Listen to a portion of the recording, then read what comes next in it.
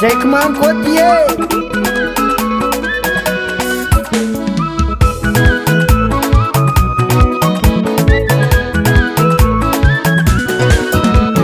fananino antsika olombelo ambony tany ity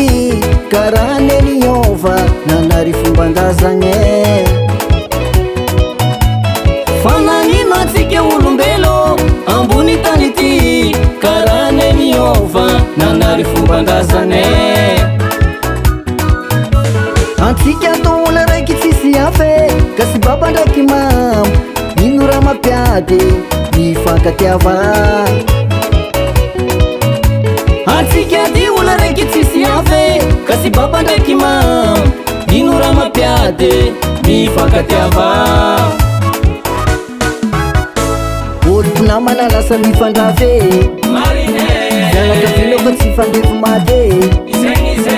asandalo manerana ny tany sa malahelo olo mpinamana lasa mifandravy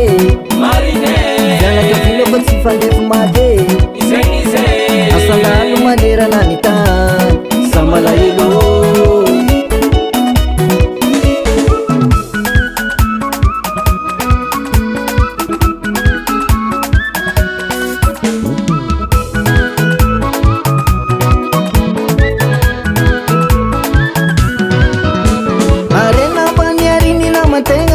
tao anaty taona maro haliny andra raiky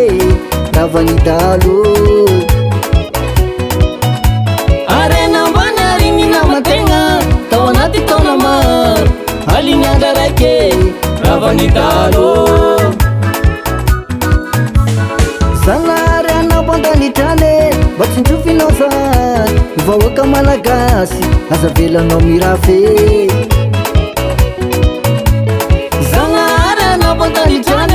mba tsinjofinao zay ny vahoaka malagasy aza velanao irafy olo mpinamana lasa mifandravy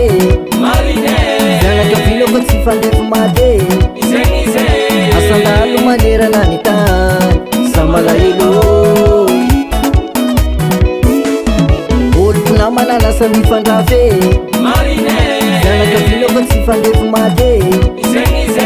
asandalo manerana ny tany